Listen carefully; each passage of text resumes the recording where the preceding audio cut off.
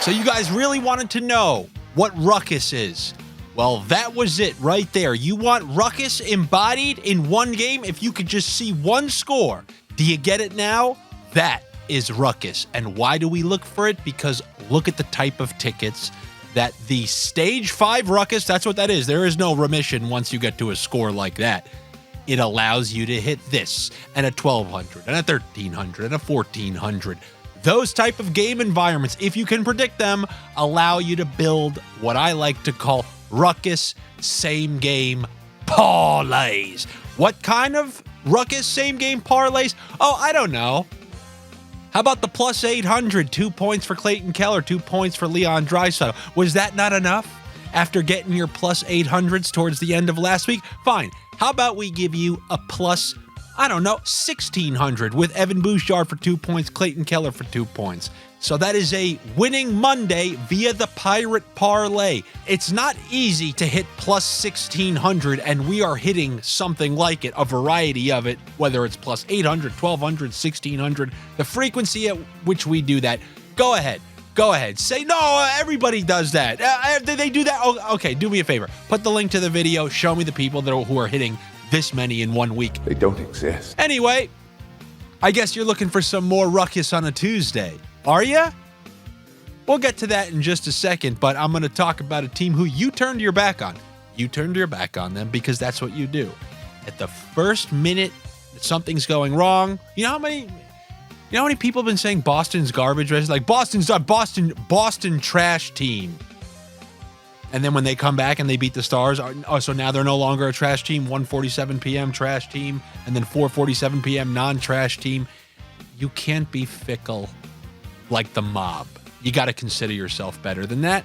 There are too many good players on the LA Kings for this to just be an abomination of a team. So, post All-Star break, they've gone 4-1, and they've been playing passionate hockey, desperate hockey, the type of hockey you want to see from your team when you make a coaching change. I believe they are 5-1 in their last 6, and it's the way that they're getting these wins. Tied Boston late, won that game in overtime. They tied Pittsburgh late in Jaromir Jagr retirement night, came back, won that in the third, and now they're coming home to play the Jackets. Now, I will say that Carlo Koliakovo, when he came on here, he said he hates betting on teams after a long trip. The first game back, he got your wife has all your duties lined up.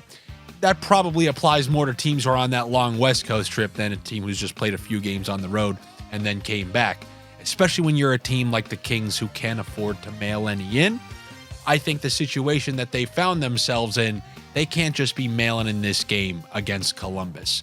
So I'm going to take the Kings at home, and we don't take big fat prices like that unless we can find some ways to chew them down. So if you give me the Kings and the under, that is something that I will take on this Tuesday night.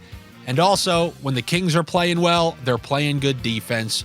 They shut out Edmonton at home. That was the last time we saw that at home. So I will take the under 2.5 team total on the Columbus Blue Jackets. Maybe you can even do Kings to win and Columbus Blue Jackets under 2.5. And then the same line combo who we bet on 3 games ago. We lost on the Kempe Kopitar. Then we won on the Kempe Kopitar. Guess who had some points in that last game? Kempe Kopitar. I'm going right back to. I'm not saying it because I've said it already too many times. I'm going with that line mate point combo with the LA Kings forwards, Kempe and Kopitar. Next up is going to be a fun one for you guys. I tell you, if you buy a ticket, you're going to take the ride. And sometimes you're going to enjoy it, but sometimes you get wet on Splash Mountain. And that's when you deal with the Colorado Avalanche. You deal with the Avalanche on the road, that's a whole nother thing. They can really screw you sometimes. But when you deal with them at home, usually you have some fun. Much of the time, you end up with a win by hook or by crook like the other night against the Arizona Coyotes. I'm taking the Avalanche at home. I'm buying a ticket. They're facing Vancouver, who just played in the epitome of Stage 5 Ruckus yesterday, then have to travel into Colorado. Colorado got that first home game out of the way, the one that maybe can be a little more troublesome. They got out of that game with a win, and now waiting a couple days for this Vancouver team who played yesterday Vancouver's got great players on that team. This is probably going to be a great game, which is why I obviously would like both teams to score 2+ in this one.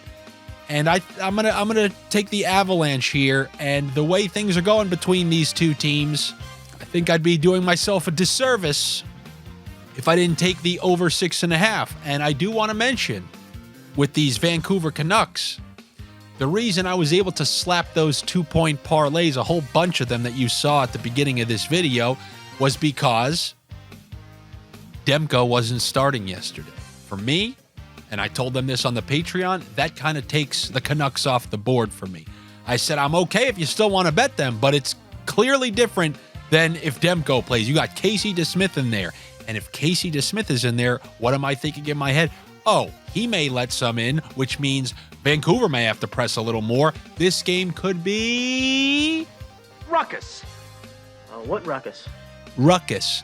Could you describe the Ruckus, sir? Which is why I didn't bet on Vancouver to win, and I did a whole variety of those 2-point combos. Ruckus. And I'm happy I did it. So I don't know if this is something you want to implement yourself. If you see a change like that, you see a Vezina nominee not playing in a game, and you see a freak backup going in there, it can kind of change your whole philosophy on a game, depending on who that backup is. Like, the Islanders, they have a great backup in Varlamov, so that shouldn't change too much. But going from Demko to DeSmith, I mean, that's a considerable difference, so that's just something that you should have in the back of your head. And, you probably won't have Connor Hellebuck on this slate, so that's something to think about in that Jets game as well. But now that Ruckus is on your mind, we could pick some of these guys from this game. Now, when you're dealing with the Avalanche, the only unfortunate thing here that we have to deal with is that you never get good prices on these guys, ever. You never get good prices on McKinnon, Rantanen. So if we're going to do 2 and 2, we're best off going a little down on Vancouver's roster in terms of the prices. I mean, we're talking about the Flames' former best player.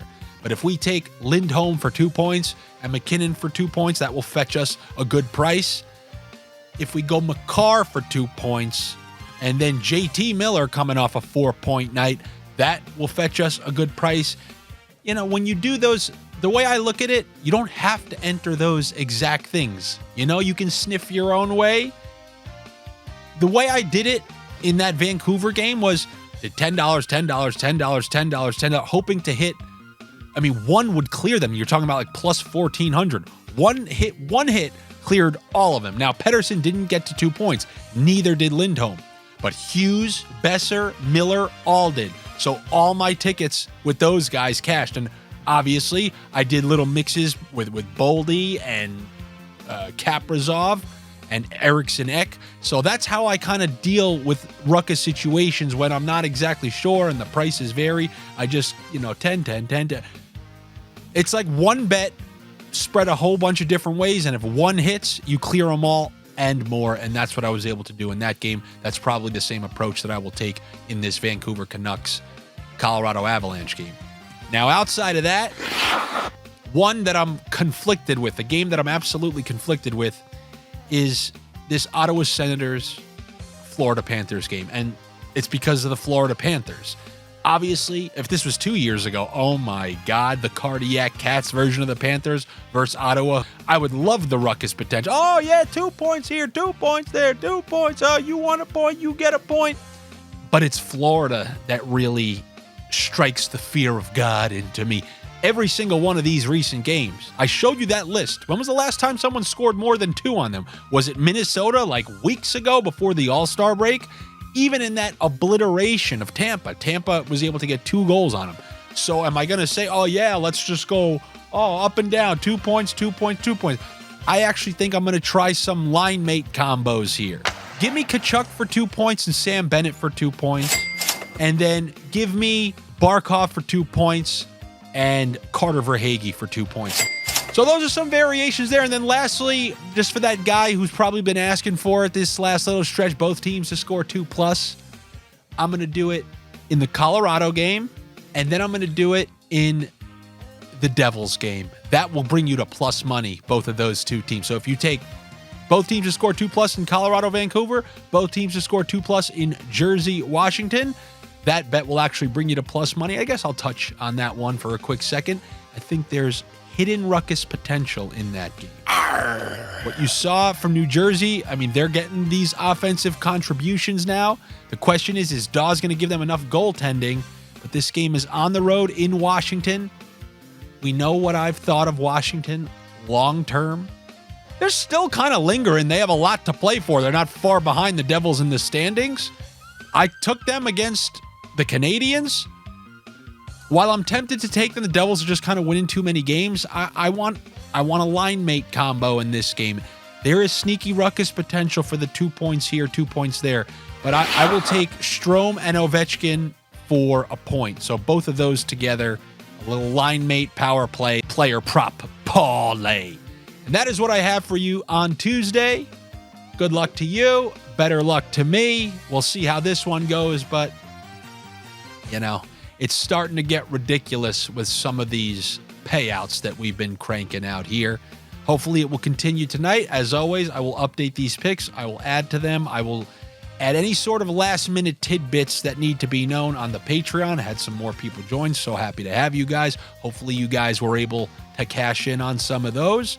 I will see you guys there, but if not, I will see you tomorrow for another video, Wednesday night NHL Sniffs. You know the deal. This gets to 7,500 views, 135 comments. Yeah, that's what we do here. We bump it up. We bump the floor up on the requirements and specifications. Man, how dare you do this? We just want everything. How dare you? By the way, I really appreciate that guy who goes, yo, man, I kind of want to join the Patreon, but I'm just kind of a cheap bastard. And I respect that. Oh, I will not order a movie for $19.99 because I know in 6 weeks, you know how like when a movie has been out like 2 weeks ago, you can actually watch it at home by renting it for $19.99? I won't do that out of some weird like stubbornness. But then I'll spend, $26 that same night to watch a $3 movie I don't want to watch, and I'll spend $25 in Uber Eats fees. Every scam fee under the sun on that thing. It looks like a tax return when you look at all the fees on there. But I talked about that on my last comedy pod. So I understand, and I always appreciate that honesty. But hopefully I will see you guys over there. I'll talk to you tomorrow. Later.